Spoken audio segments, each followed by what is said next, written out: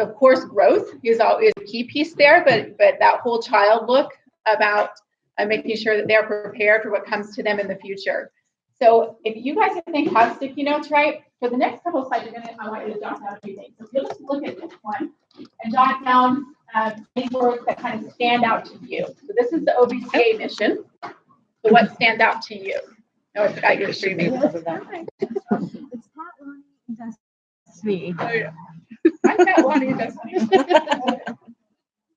Tell me what else. Okay, we'll give them a second. I'll wait for all that to Your hear. mission thing, So just but any words that stick out to you for this mission. Mission or mission, sorry. build more. Can they see the screen over there? They have it. They have it. Well, not that they don't, but yeah, they can't see it. I'll send it to them. Just jot down any words After. I'm thinking of that stand out to you. So get over there. We're going to do the same with the other missions and visions. So as we look at the others, I'll give you a heads up.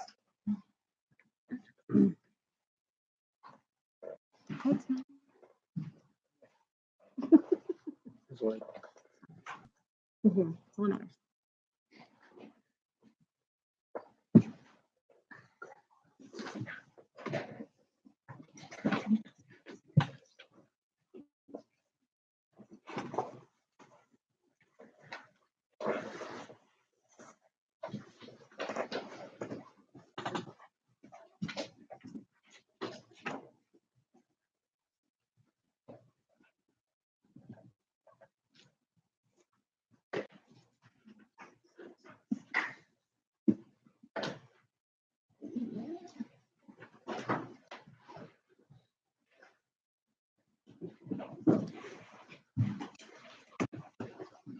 Just about 30 more seconds.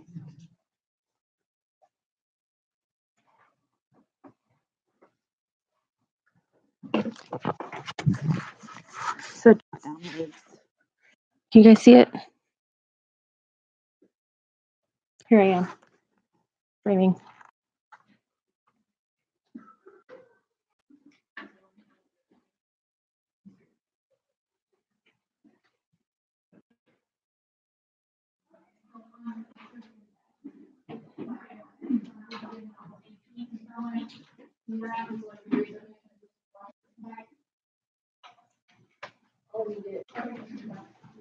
To provide at-risk students a fresh educational start in an innovative virtual learning environment. The mission is to provide students who are struggling with their education alternative academic program to help them stay in school, keep a high school diploma, and be prepared for success in college, work, and life. Back to you there. Drop those down.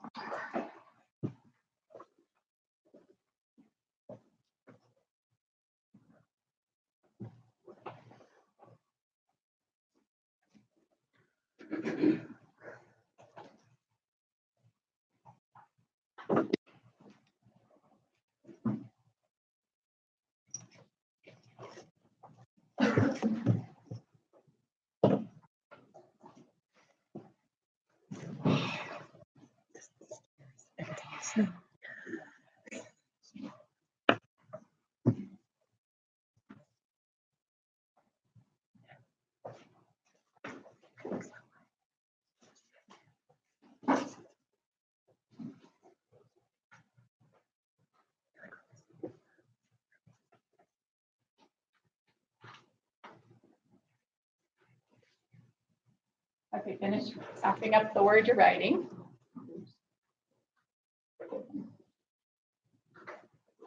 Okay, let's look at the K-12. The K-12 vision and mission to us.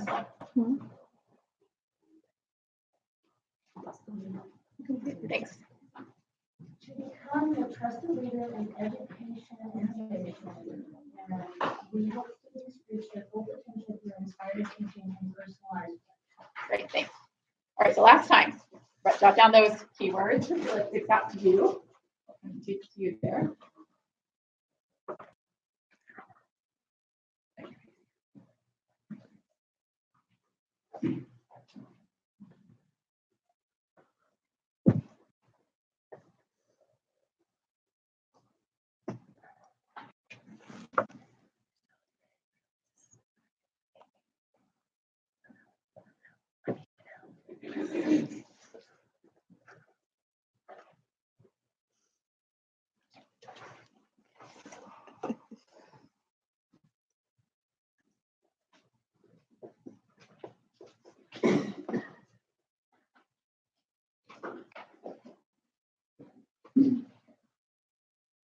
Okay, finish up your last word.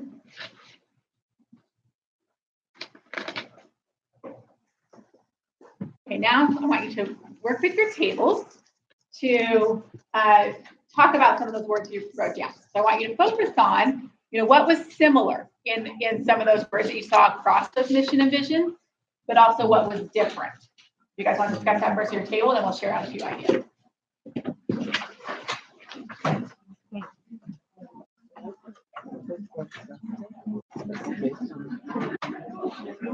Yeah, that's my thought. Yes. Yeah.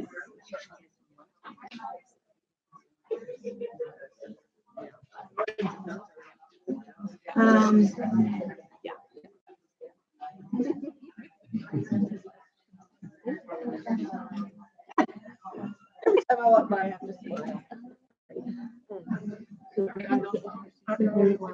No.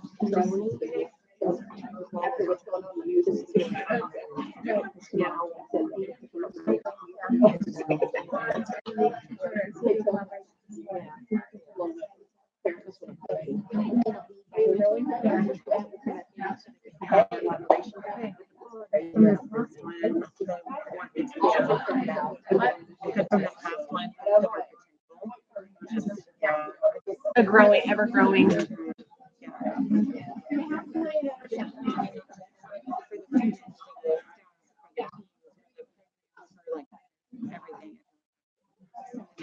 Right?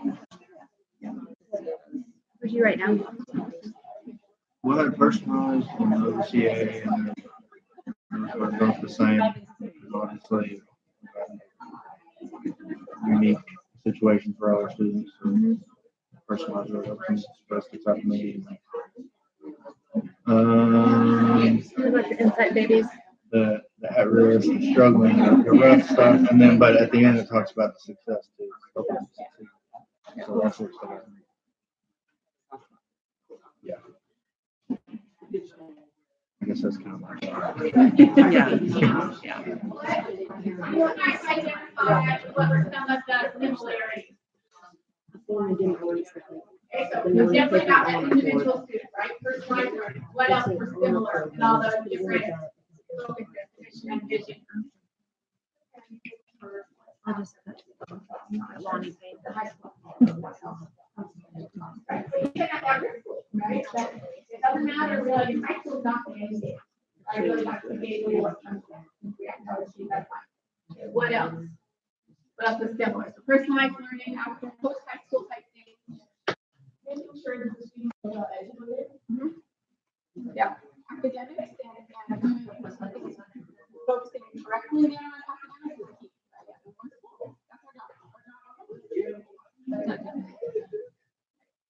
Anything else? What else stands out as similarities?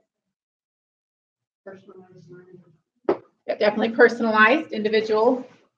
How can we change it for that individual? That should be a benefit of online education.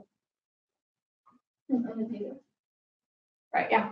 And we should be cutting edge, right? We're doing things that nobody else had done before, right? So it should look and feel different, which sometimes makes us a little uncomfortable, right? It's out of our comfort zone sometimes, because it's new, right? That's okay. That's part of being innovative. Right, what else? Another thing was like I really like that. It's not being taught at home and actually doing that. That's really providing that. And then with the ISO, it's really true that learning and that. What I'm saying are they have so much going on. Right. Yeah. So I think in both of it's we can't really assume what they're getting at home or what kind of prior experiences they have, right? All we can deal with is from this moment going forward, right? And so it's our job to teach them all those things about how to be a good adult, right? How to be successful in life, and to not worry about things that we've messed up in the past, right? We've all made mistakes, right? So we're not going to dwell on that, regardless of what school. Yeah. Right. To tag on that too, I loved the word potential, because it doesn't matter which school they're in, what level, it doesn't matter if it's student or staff or program or department or what it is. I just feel like if you're always pushing towards potential, it's so positive. I love that. I love how positive it is. It meets them where they are and just help them move forward.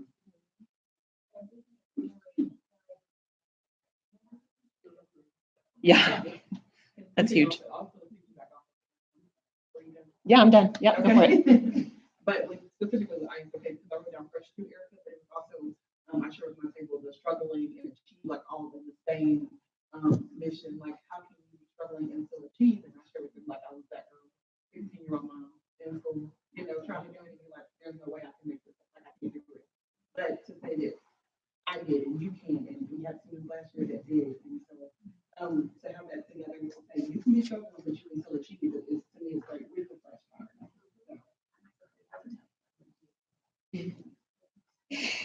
Our table commented on the idea that it said in life as well as education, because, some kids just don't care that much about education, but Michelle said, but they do care about life.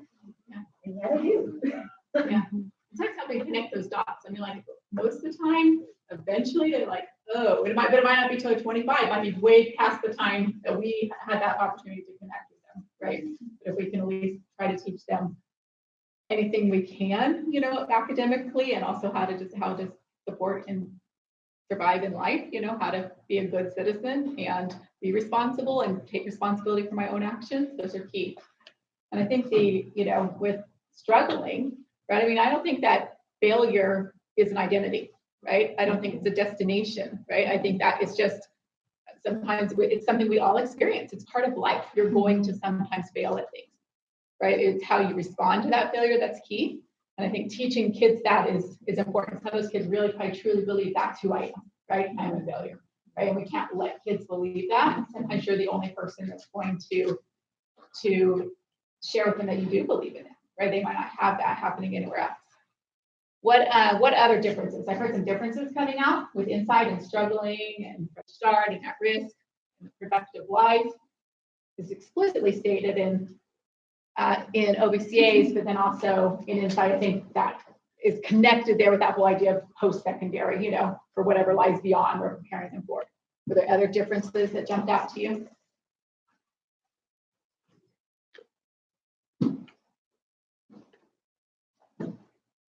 And what about with the K-12? Why do you think I would include the K-12 mission? Our schools represent the K-12 company. We need to make sure we're in line with what they're trying to achieve as well. We're not being our school trying to do their own thing. Yeah, I think we have to remember that. I think we identify a lot with both from virtual and insight, but we are K-12. That's who we are, right? So we can't talk about K-12 as this other thing, right? But that's us. We're K-12. And you'll usually talk to students sometimes, they'll say, I go to K-12, or, they don't even understand that differentiation, and I don't know if it's important that they do. But I think it's important to say that we are aligned, right? We are all going the same direction, which we should be if we're, employees of K-12, and that's the contract that we have, but hopefully we're all aligned and moving in the same direction, otherwise that gets complicated.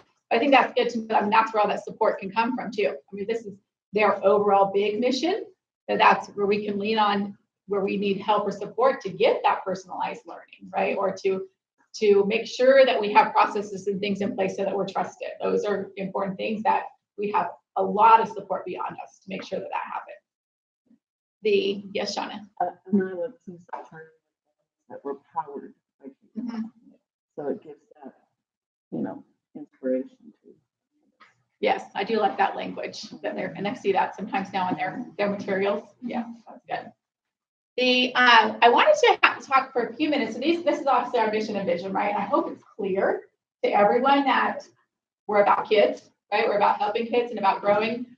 I think it's important to understand that there are differences between the school, especially when you guys work with both schools, right? Which is, we've talked, there's pros and cons to working with both schools, right? And we've discussed if that's the best way or not and surveyed, and but overall, it looks like even with the cons, that it's still a better setup to have people working with both schools, because then you truly understand what can be the potential for kids at both schools, Because your job as the advocate for the student is to help them find their best fit. So sometimes that might even be knowing that the other school might be better, right? And so for you, being able to identify with both schools is helpful with that area.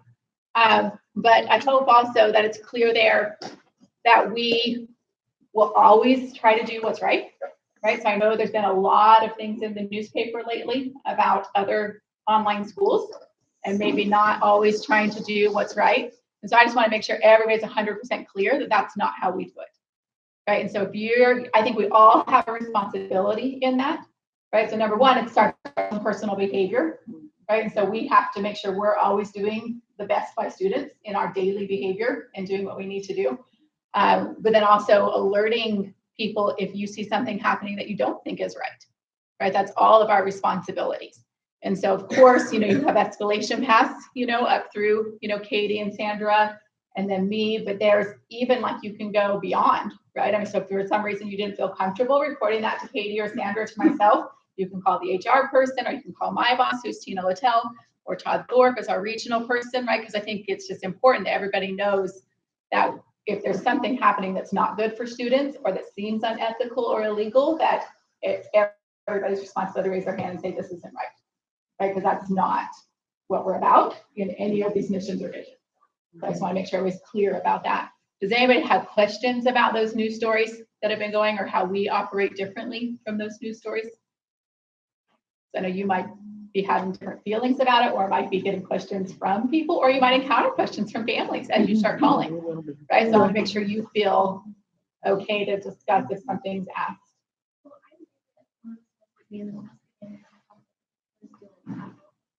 It's not closed. Yeah.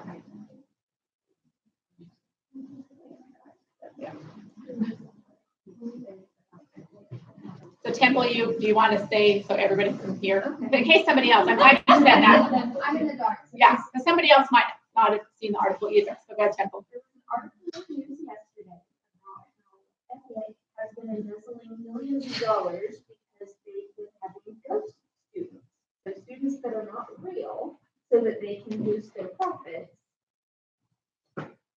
And so they're doing So the allegation is, right, that they're really enrolled at the private school or a home school or a church school, and so they don't really do their work at the public school, but they're getting claimed at the public school for funding. They were also. That's the allegation. People from their company names use that, like $800. So. Right, yeah. That's another layer of. So that's one of their program, their model is you do get a learning fund of it used to be 800. I think it's maybe even 1,000 or 1,100 now. It's increased. Is it 800 now still?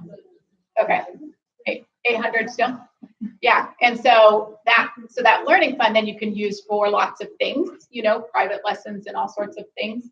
And so that some people would know they weren't really going to school with them, but want that incentive, right, of that learning fund is the allegation, right? So I think one thing, if you're asked about this from families, is that right now, no one's been charged with anything. No one's been found guilty, right? So right now it's just allegations. That's what the article says, it's search warrants. So, and we don't know, we're not going to point fingers or get into it, or, we're just going to say, we don't know anything more that's in the paper, that it looks like, they're investigating things. We'll just have to see how the legal system plays out, right? And trust our legal system to do what it needs to do. I have a question. We get state funding, and I just wondered, how much of that goes back to our families versus 12. I don't know. I know obviously not the specifics, but yeah. So I guess it depends on how you're asking the question for sure, because we do contract with K-12 for everything that goes to our families, right? So we do contract with K-12 for the computers and for the curriculum and for the platform, right? So, but in my mind, how it's written on the budget, that's student instruction expenses. So even though, yes, K-12 is providing that, it's directly benefiting the student. And honestly, I'd have to look up the numbers for you, but the majority of our money goes to student instruction, whether that's we would count you guys in that category, we would count teachers in that category, we would count all that curriculum, what have you, in that category. And so it's on the State Department website, so it's public information. And so there's a financial transparency reporting site there, and it talks about instruction is 1,000. It tells you how much, went to that, and then how much went to administration and those things. The one of the things that's in our contract with K-12 is at the end of the year, whatever invoices that the school is unable to pay, because Oklahoma, we all know, doesn't fund well for education, that those we receive a deficit credit for. So they're in our audit as a in-kind contribution. And so you'll see on that transparency side that we actually don't end up paying very much in management fee because of that. Because at the end of the money, end of the year is just not a lot of money to go there. It's all been spent everywhere else. So, but I have to look at the exact percentages. I don't know, but yeah. It is Yeah. available and it is transparent, as transparent as the public schools. We look at it. My husband's the numbers guy. Yep. And he looks at Epic, and you don't have that same level of transparency. But we determined as a family. So there's new legislation about that, which is fine. We're always coding it, sticking in there now. This wants to use different codes, which works for us. So they want us to break it down even more, like, okay, when you paid K-12, how much went to teachers versus how much went to computers, which right now that's still in the codes, but right now the code would be the same if I paid that that textbook money to K-12 or if I paid it to Pearson, right? It doesn't differentiate in there. And so that's what the new, you might have heard about the new transparency law. That's what it will dig out there, is which ones actually go to K-12. So we're all about transparency. And I think that comes back to that trust, right? Is you have to be transparent. We are dealing with state funds. We are dealing with the trust of families to, have that education and for us to do well by them. And I think that's why important that you guys feel comfortable to ask any questions that you want to ask. Because that's the environment we need to set up, that if you're wondering something or getting asked something, that it's okay to ask that question. And if we don't know, I can always find it, so. That's why sometimes when you ask me when we were doing truancy, why can't we just withdraw this child? Because we follow the rules to the letter. That's just how we roll. So those are when you ask, why can't we do this? It's because it's not something we can do. Right, so if you think of other questions, I do have to go back to the office like at noon for interviews this afternoon, but I'll be around. So if you think something else, Marianne. I was a little bit off from this, Yeah. but I was talking to a staff member at Metro Tech about trying to help some kiddos in my community get an open door there to start investigating what that might be like. And the staff person just directly asked me, she said, well, we have trouble with Epic students signing up, but then not staying, and they leave, and then we have empty seats that could have been filled by somebody else. She said, what would be the difference between your school and theirs? And I tried to focus on our daily expectations to be schooling daily, to be logged in, to be working with teachers daily, but I didn't know if there'd be a better way to answer that. They do work with counselors on that. And this year there will be a check-in process to ensure that they're there. But they can't legally turn a student away from applying at a career tech if they live in that district. So, and I always kind of point out, because I had an issue with that with mine over there. What's the difference between my student doing it and a homeschool student doing it? Except for we offer more support for that. You'll know your students in career tech. The counselor will know their students in career tech. And I have made calls about students in career tech. But ultimately, it's no different than a student that goes to public school. We had a situation this last year, and I actually called my local school because I'm friends with all of them and said, what have you done? And they said, well, we've had the same situation before where a student just stopped going. We didn't know about it until semester because the career tech didn't let us know. Yeah. So there is that, you might say, if it's one of my students, here's my phone number. You let me know if they're not coming. But they had the same situation in brick and mortar because career tech has a way of just kind of putting it all back on the district. But there is that partnership there that they need to let us know if the student is not attending. We can't call every week and make sure that student is attending, and neither do we know if that student's attending, and neither does a brick and mortar school. Yeah, and I think with all this, it's key, or kind of we mentioned earlier, is we can only focus on what we do and how we do it. We can't we really don't know or can't point to what someone else is doing, right? If they want to talk to somebody else, then that's, their place to speak, not our place to speak. And so that's how, when I always answer, I can always say, well, I can talk about my school and what we do, but, you'll have to talk to other people about their school and what they do. And then, like I said, focus on, you understand our expectations with daily schooling and weekly due dates and, the connection calls and, all those things is fine. All righty, now focusing on you guys, right? And how we're all working together toward this. And I realized I'm not using this language as much as I need to, maybe, because I'm curious to see, because I know we've talked about this part, but maybe not with these words. All right, so anybody recognize Ready, Set, Grow? Does anybody know what that is?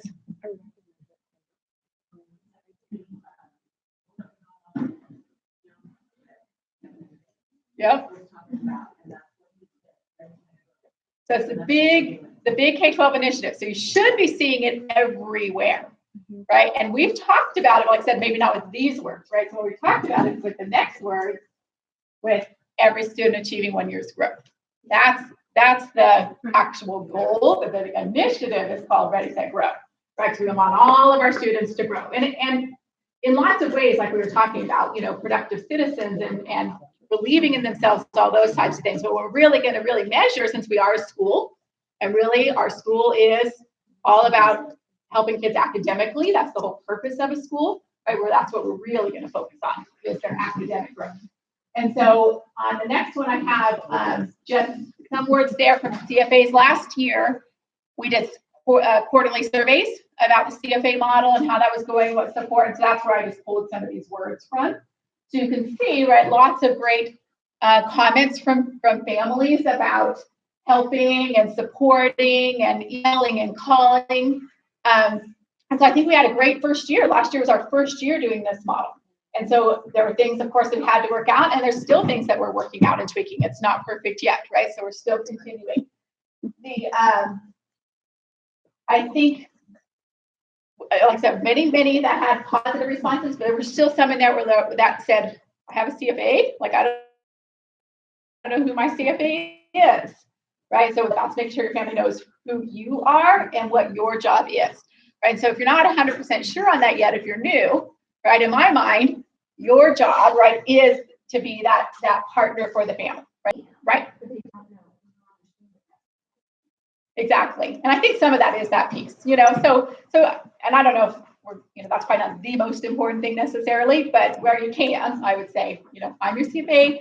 And I think where they'll see it this year, some is now you'll get to stay with some of those families, right? Where a lot of their teachers are switching, but you were their constant, right? And so that'll be a different focus than last year, where last year with the new program, you were new, their teachers were new, they maybe didn't have that just yet. And that also helps maybe we'll have a little more time for those families that maybe didn't get quite as close to last year. You kind of already have it with several of your families that you guys that are returning, and you can maybe work a little bit more on the ones that were, just still getting to know. Do you guys know what the research says about how many people you can have a quality relationship with? No, it's a lot more than that. So it's in the book Tipping Point, if you've ever seen that. If you've heard of that, it kind of talks about like there's this limit, right? And there's lots of different research things in there, but it's a really interesting book. But it talks in there that the tipping point, right, for relationships is 200. Yeah. So it's absolutely, according to research, feasible to be close to all 100 of your students, right? I mean, the research is there. It says, yeah, you can have a meaningful relationship with all these people. I love the names. I'm looking. If you get close, you can see names. Some of the names there. Yep, they give shout outs all of the time. Yeah, so I think that primarily as you start getting into all these little hows, today, and how are we going to do all these little things, then I think you can get lost in the checkbox, right? That I got to do this task, and I got to do this, and that popped in some of these answers actually. Sometimes they would say, it feels like they're just trying to mark me off the list and get to the next thing, right? So I think we have to be careful. Like we know, we know we have a list of priorities, but you don't ever want someone on the other end to feel that they're not your priority when you're talking to them.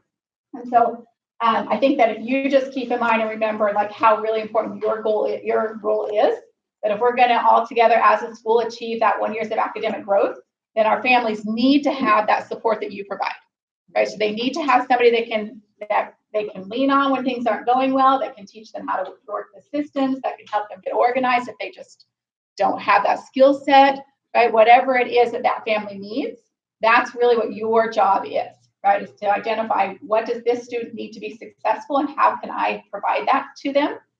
And I think some of the things that we have in place this year for hopefully collaborating across other teams will help. I think we need to continue to work on escalating things because sometimes you'll hear things and maybe don't know how to get that problem solved. But I think if you just keep in mind that you are responsible for solving that barrier, might mean you have the solution yourself, but you can be the voice, right? And so don't be afraid to bring that up to anyone and everyone that you need to say, this isn't working for this kid, and what do we need to do to solve it? And there are people around that can help solve it. Because we have to do what's best for kids, and we have to make sure that every kid in our program is successful and achieves that 1 year growth. So I appreciate all of your time and work today. And as we get into these next couple weeks, and it gets a little bit hairy and you get a little bit stressed, just remember how much we appreciate you, how much your students appreciate you, and that doesn't last forever, right? We'll make it. So thank you guys.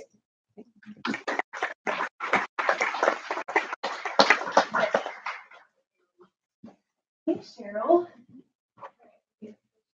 While they're switching, I want to take the opportunity to introduce to you our FRCs, and these are our family resource.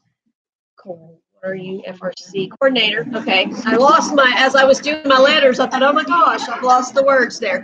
But we have two currently. We have Rachel Sharpneck. She serves the northern part of the state primarily. And then we have Tim Ferris, and he serves the southern part.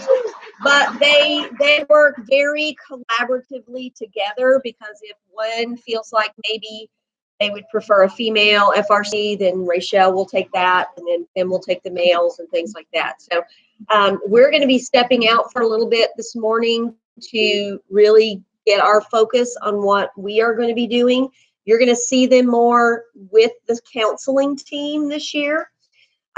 Because the counseling team is absorbing them as part of their team. It's really exciting. Some of the new alt ed language includes them in how they are going to interact with the students, be able to do that. So we're going to be talking today about that and starting getting their plan together. But then we will be back before lunch so that they can get all, meet you guys and mingle. We have a lot of new CFAs here. We're really excited about the school year and how we can help serve you guys. So we're going to start right out over there as Katie transitions. All right. Okay, so now that we have really dug into like what our mission and our vision is, you guys wrote down your personal. We talked about K-12. We talked about each schools. So we really understand the why of who we are as a team and what we need, how we need to move forward, right? Okay, so I know that you guys have heard about pods, right? Give me a raise of hand if you've heard about pods. Okay, yay! All right, so can somebody tell me what they think the pod is? What is pod?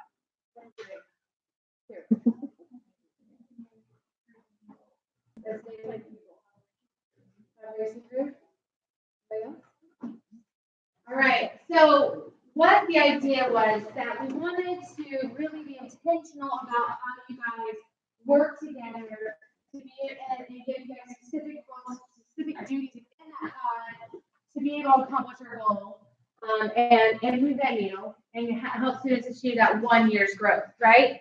And so, and then we had a digital lead, and so we needed a way to divide all that up and make it fair, even. And so, what Ann did, and this is all Ann, idea, I'm not gonna put it in. Sorry. No, it's not bad, it's great. Amazing. So what she did was she took where you guys lived and made it into groups. And so you can see on the board where your pod is, who the lead would be that you had a one-on-one with, that escalation process that Cheryl talked about, who you would first. and then who's in your pod group, okay? So, oh, did I get the wrong one? No, I just think that's the email one. And this was from before we knew which lead was which program. So like the truancy, that lead group A, that Okay. that group isn't necessarily tied to truancy. I don't want that to be confusing. Yeah. So, I'll do that. I'm over, it's all over. So yeah, so B group A would be Katie McCaskill's group, B group B would be Sean Irvin's group, and B group C would be Anna Hawk's group. So you see where you are, everybody see your name, hopefully, everybody sees your name. Okay. Make sure we don't. Okay, so as we grow, like, how many do we have? I think we're at 33. And so you are going to move to pod tournament. Okay. And we have, and this way you guys are able to work together to do your outings together, talk about that, do the outing every Friday, you guys are going to collaborate with that. Each of you is going to be a POC for a big conjunction. No, I just wondered if you wanted to show that. Yeah, I will. Okay. So, yeah, so each of you guys are going to have like a POC that's not work together today in your pod and be able to choose who does what. Okay, where your strengths lie, where you feel uncomfortable, figure that out, and really start team building that. Okay, so pod POCs, the POC for outings, online meetings, staff support meetings, and collaboration, all that will come to make sense as we go on throughout the day. And then what you guys collaborate for is 70. So I know that it was kind of a struggle last year. If somebody had taken out a few days for whatever it is, we had a hard time supporting families during that time, right? The leads were packed, I was packed, you guys were all packed. And so working in pods, you guys will have to be able to split those duties and work together to support that one community that is without a CFA moment.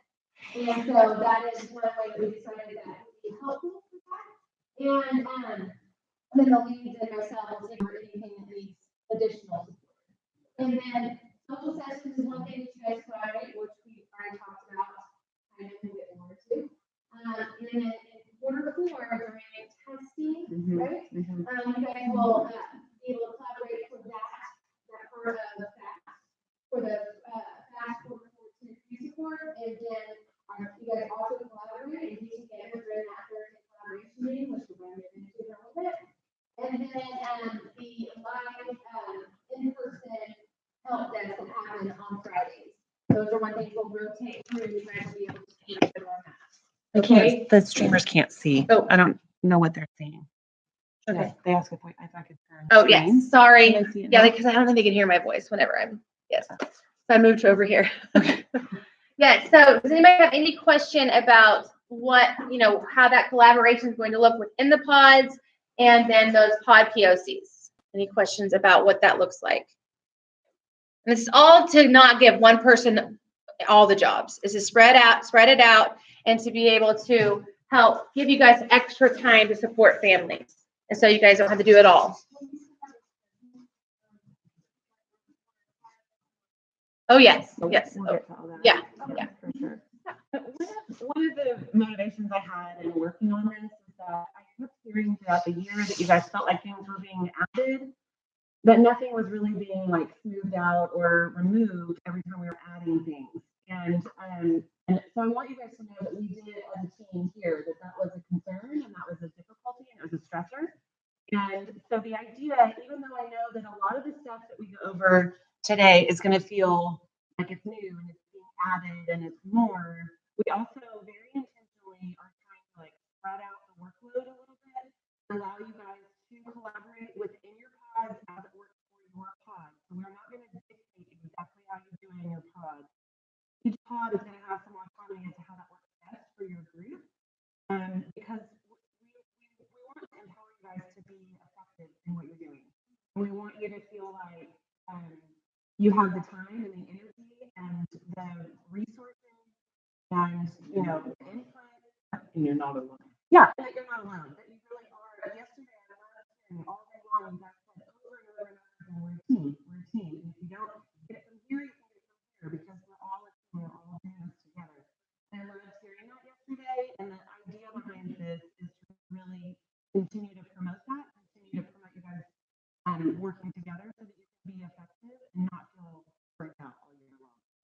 I know that some of it's gonna feel like more, but I'm really hopeful that once we get into the rhythm of it all, it's gonna actually feel maybe like more manageable.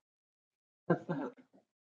Naturally, I think as we were all figuring out our jobs and what we do and how to stay sunny, I think this some of this pod type mentality started happening naturally. So I'm hopeful and excited that we have this more of a streamlined expectation so that people that weren't able for whatever reason to get into that natural flow of partnering up with other people, that it automatically puts them in that spot too, so that everybody has an expectation of like, you are in a group of people that can help you. Like we did Friday help set or Friday fun session. That was one small thing, but there's people that held meetings all year by themselves. So I like that this is a streamlined thing where everyone's gonna be in the beginning. Because what will be great about that is we all had times where we just were bottoming out, but somebody else in our pod will be up. So it will balance. So we won't feel like we're flatlining, but somebody else in our pod is like, I got this for you. It's additional layer of support. It Right. really is. That's what my goal, is to always provide those layers of support so that you guys don't feel that burnout, that you don't feel like you're alone, so that you always have somebody to reach out to. And so that's why we put the mentors into place. We put the leads into place, because before that we didn't have any of that. We had a lead, but like it wasn't, so we just want to provide additional layer of support so you guys feel supported, so that you guys can do your job effectively. Yeah. Yeah, so there's gonna be, but I mean, and I think we're gonna get more into outings at some point, but there's gonna be a variety of different kinds of outings, and so there will be times that it's all done just by your pod, or if you're more of a rural area, you might end up doing two pods together. Or you naturally are gonna be like, all three of the Tulsa pods are gonna end up doing a regional outing together. So there's a whole, the outing committee that worked in June and created